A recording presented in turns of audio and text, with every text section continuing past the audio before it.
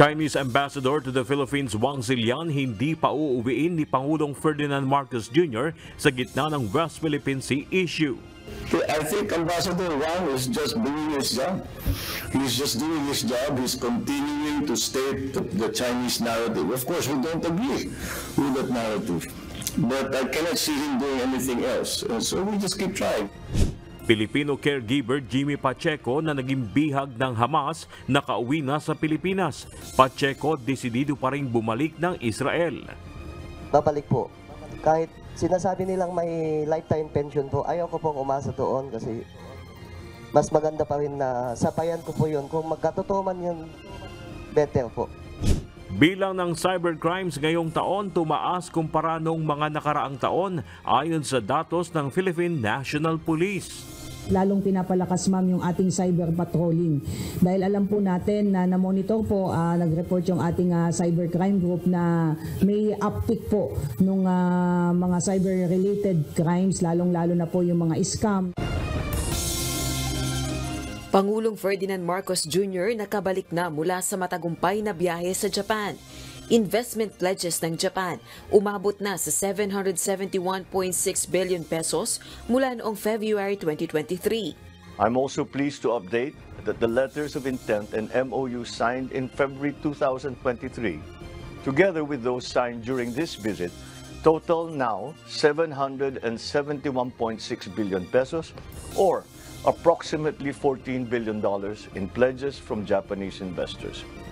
This significant investment is anticipated to create around 40,200 jobs, marking a positive and promising development for our collaborative efforts. Napaulat na pagpasok sa bansa ng mga tauhan ng International Criminal Court, hindi kinumpirma ng abogado ng war on drugs victims. Yung investigation ng ICC ay confidential, ayon na rin sa Rome Statute. At dahil ang ICC ay mas ayaw kasi nilang i-confirm o kaya i-deny ang daloy ng kanilang investigasyon o kung nasaan mismo yung investigador nila, hindi rin namin magagawa para sa ICC. Pangunahing sospek sa pagkawala ni Catherine Camilo na si Police Major Alan De Castro hindi humarap sa preliminary investigation. Huwag nandun ang galit, hindi mawawala yun. Dahil yung aming anak, wala. Hindi namin alam kung nasaan. Na wala namang ibang sinasabi, kundi talagang siyang may alam. Wala pa kaming copy ng content. So, ngayon pa lang, by procedure, we don't know what to answer yet. Dalawang programa ng SMNI pinatawan ng 14-day suspension ng Movie and Television Review and Classification Board o MTRCB. 5.76 trillion pesos 2024 national budget nilagdaan na ni Pangulong Ferdinand Marcos Jr. Today we sign the national budget, the instrument which tells how the taxes paid by the people will be returned to them. Term sharing sa Blue Ribbon Chairmanship itinanggi ni Senate President Juan Miguel Mig Zubiri. Muzzle ng baril ng mga pulis hindi na uli seselyuhan ngayong taon ayon sa Philippine National Police. Naging effective naman po ito in previous years, bagamat may mga naitala po tayo na ilan-ilan, but as a whole po ay hindi po natin yan na ipapractice na. Commuter groups formal nang hiniling sa Supreme Court na ipatigil ang itinakdang deadline para sa PUB franchise consolidation. Ang basis noon ay una, violation ng freedom of association. Kasi sa ilalim ng konstitusyon natin, may karapatan ang lahat sino man na sumali o hindi sumali sa isang organisasyon o asosasyon.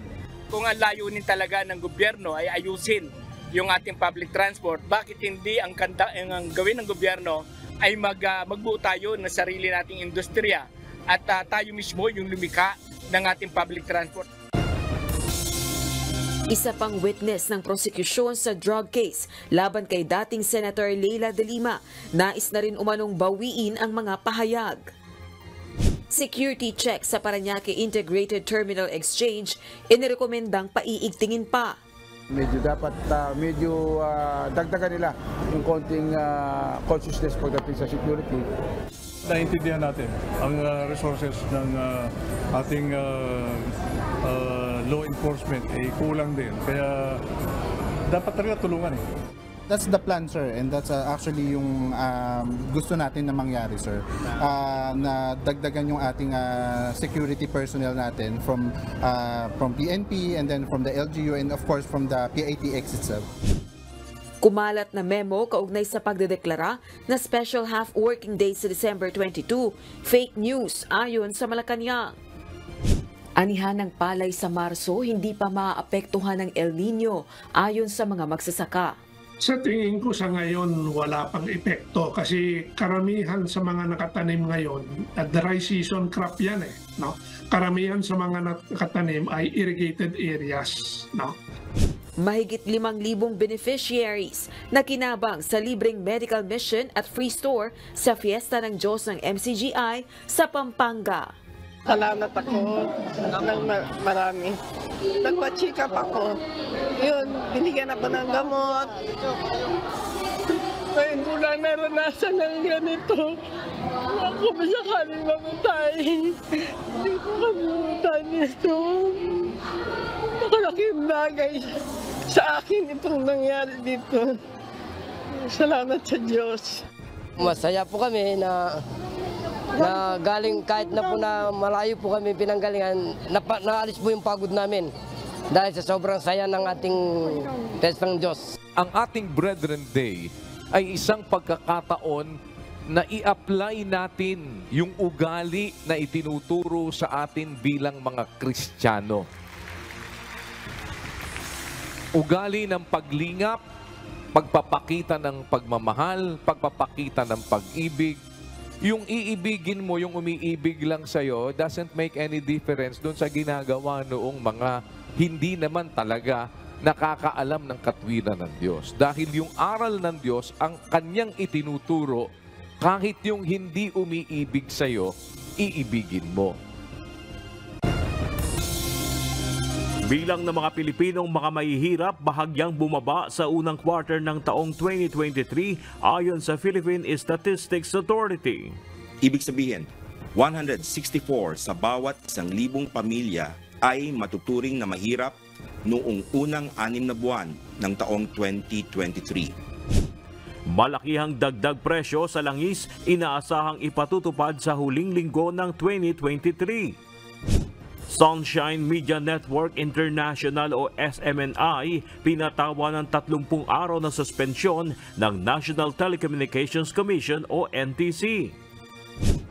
At pagiging traidor ng CPP, NPA, NDF muling kinundina ni Vice President Sara Duterte kasunod ng pagkasawi ng isang sundalo sa engkwentro sa mga rebelding komunista sa Balayan, Batangas kamakailan. Marami pang Sergeant Remeliano at First Lieutenant Relota ang magbubuwis ng buhay kung ipagsasawalang bahala natin ang traidor, mapanlinlang at marahas na kalabang CPP, NPA at NDFP.